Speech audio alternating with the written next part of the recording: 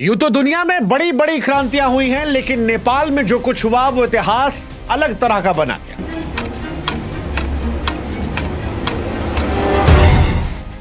क्योंकि नेपाल में जेनजी ने 36 घंटों में सरकार को गिरा कर रख दिया। वो जो शेर है ना कि जिस ओर जवानी चलती है उस ओर जमाना चलता है, वो नेपाल में दिखाई पड़ा। नेपाल की सड़कों पर हजारों युवाओं ने सत्ता को हिला कर रख दिया, दुनिया को हैरत में डाल दिया।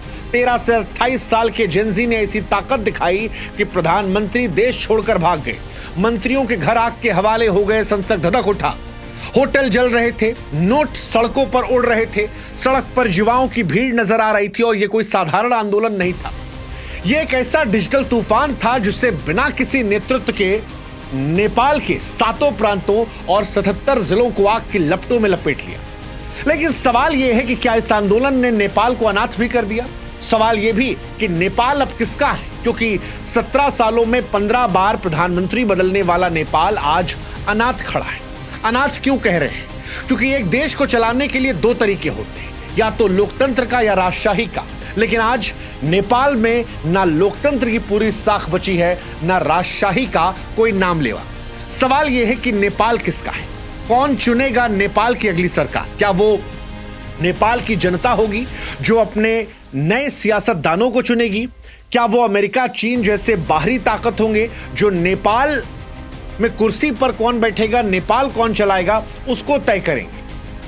सवाल यह भी कि जिस सेना ने नेपाल की कमान को संभाला है, क्या वो पाकिस्तान की तरह अपने अंदर महत्वाकांक्षा तो नहीं पाल लेगी कि हमें ही सरकार चलानी है, क्योंकि जनता जो है वो राजनेताओं से या राजशाही से खुश नहीं है? या फिर नेपाल के वो मेयर जिनके बारे में कहा जा रहा है कि इस क्रांति को असली आवाज उन्होंने पीछे से दी, और वो मेयर जो टाइम्स मैगजीन में टॉप 100 में आए, वो नेपाल के अगले प्रधानमंत्री बन जाएंगे। नेपाल का अगला प्रधानमंत्री कौन बनेगा, इसको हम आपको बताएं उससे पहले हम आपको बताते हैं कि बीते 17 सालों में नेपाल को कैसे 15 प्रधानमंत्री बने। दरअसल नेपाल एक ऐसा देश है जो राजनीतिक तौर पर हमेशा अस्थिर नाव पर रहा।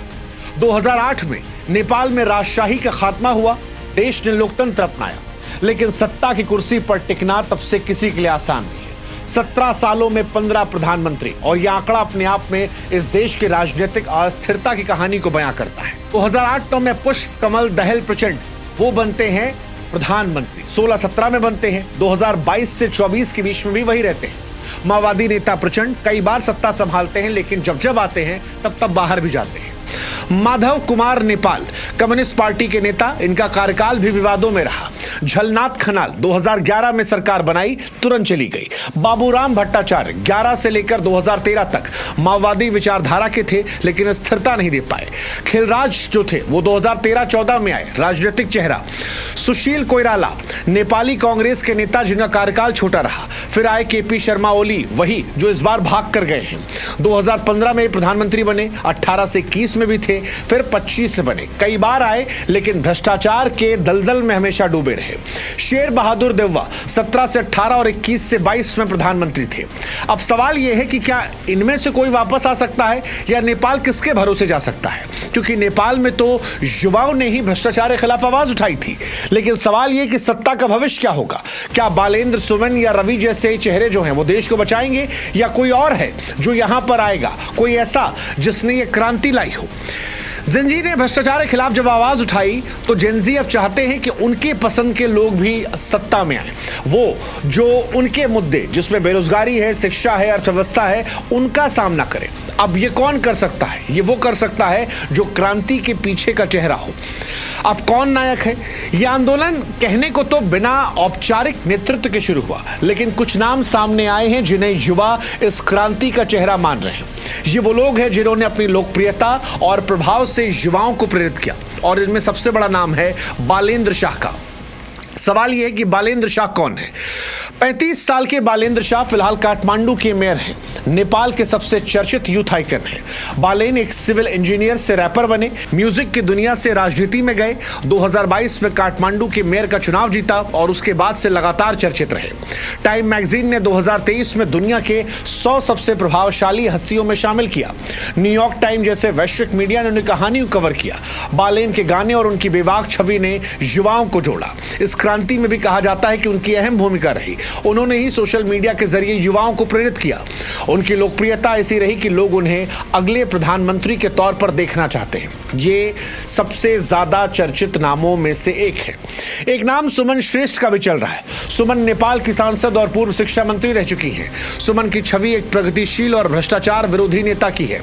युवाओं के बीच उनकी स्वच्छ छवि ने इस क्रांति का चेहरा बनाया है।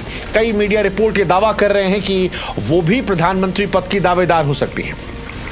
एक और नाम निकल कर आया है। बड़ा हैरान करने वाला नाम है रवि लामिछाने।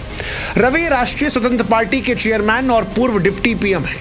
हाल ही में उन्हें जेल में रखा गया था, लेकिन जब यह आंदोलन हुआ और जेनजी ने कब्जा करना शुरू किया तो फिर उनकी जेल से रिहाई हुई। रवि की रिहाई के तुरंत बाद ललितपुर के नक्खू जेल से करीब 1500 कैदी भी रिहा हो गए। पुलिस ने चौकियां हटा ली और हालात बिगड़े हैं। हालांकि इनकी रिहाई ने युवाओं में जोश भरा है। उनकी बेबाक छवि और भ्रष्टाचार के खिलाफ लड़ाई ने युवाओं को नायक बनाया है। लेकिन इन तीनों के नाम की चर्चा के साथ एक नाम जो है वो आर्मी चीफ का भी चल रहा है, क्योंकि नेपाल आर्मी ने हस्तक्षेप किया है। आपातकाल और सुरक्षा का सवाल जो है, जैसे ही आंदोलन में आया, नेपाल आर्मी ने स्थिति को नियंत्रित करने की जिम्मेदारी ली। नेपाल में रात 10 बजे से बीती रात हाई अलर्ट घोषित कर दिया गया। नेपाल की फौज ने कहा भी कि कुछ समूहों ने मौजूदा स्थिति का फायदा उठाकर आम नागरिकों को और सार्वजनिक संपत्तियों को नुकसान पहुंचाया है। नेपाल की फौज ने कहा कि सुरक्षा एजेंसियां कानून की जिम्मेदारी संभालेंगी। जनता के सहयोग से अपील भी मांगी है। हालांकि सेना के इस कदम ने सवाल उठाए हैं कि सेना का यह कदम क्या लोकतंत्र को कमजोर करेगा और क्या नेपाल में पाकिस्तान की तरह से सैन्य हस्तक्षेप बढ़ेगा, अस्थिरता बढ़ेगी। ये सवाल बड़ा महत्वपूर्ण हो जाता है। और ये सवाल भी कि नेपाल अब किसके हवाले है, क्योंकि 17 सालों में 15 प्रधानमंत्री देने वाला नेपाल किसी ना किसी के तो हाथ में जाना पड़ेगा। जनता को नाराजगी सत्ता से एक विषय पर थी, वो विषय समाप्त हो चुका है। अब सवाल है एक बेहतर नेपाल बनाने का, वो नेपाल जहां पर इन जिंजी युवाओं का भविष्य जो है वो सुनिश्चित हो, जहां उन्हें बोलने की आजादी हो, नौकरी करने के लिए जगह हो, ताकि उन्हें पलायन ना करना पड़े। क्या ये सेना के नेतृत्व में हो पाएगा? क्या ये उस नेता के नेतृत्व में हो पाएगा जो जेल से निकला है, या फिर वो मेयर जिसने इस आंदोलन की रूपरेखा तय की, वो मेयर जिसने इन बच्चों को जोश भरा, वो मेयर जिसने इस पूरे आंदोलन का अप्रत्यक्ष तौर पर नेतृत्व किया और जिसके लिए ये बच्चे भी एक सुर में सुर लगाकर आवाज उठा रहे हैं कि हां, ये बनना चाहिए हमारा प्रधानमंत्री।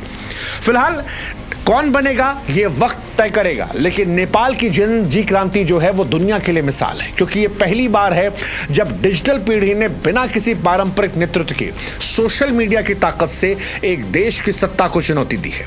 बालेंद्र शाह, सुमन श्रेष्ठ, रवि लामिछाने जैसे चेहरों ने युवाओं को इंस्पायर किया है। लेकिन ये आंदोलन सिर्फ कुछ चेहरों तक सीमित नहीं है। ये उस गुस्से की अभिव्यक्ति है जो भ्रष्टाचार, बेरोजगारी और सेंसरशिप से तंग आ चुका था। नेपाल फिलहाल एक अनिश्चित मोड़ पर खड़ा है। सेना का हस्तक्षेप है, जेल से कैदियों की रिहाई है, हिंसक प्रदर्शन ने सुरक्षा पर सवाल खड़े किए हैं। सवाल ये कि क्या ये क्रांति जो है नेपाल को नई दिशा देगी या नेपाल को और गहरे अस्थिरता में डाल देगी? अगली सरकार का फैसला कौन करेगा, बाहरी ताकतें या नेपाल की जनता? अगली सरकार कब बनेगी? क्या सेना सत्ता संभालेगी? ये वो सवाल हैं जो अनसुलझे हैं और समय के भरोसे छोड़ दिए गए हैं। लेकिन एक बात जो तय है वो ये कि नेपाल की इस क्रांति को दुनिया सालों तक याद रखेगी। जेनजी की ताकत का जो प्रतीक बनी है, जो सिर्फ डिजिटल तक सीमित नहीं बल्कि सड़कों पर भी हुंकार बन रही है। नेपाल का अगला प्रधानमंत्री कौन बनना चाहिए, आप क्या सोचते हैं वो हमें कमेंट सेक्शन में जरूर बताइएगा। जय हिंद, जय भारत, जय नेपाल।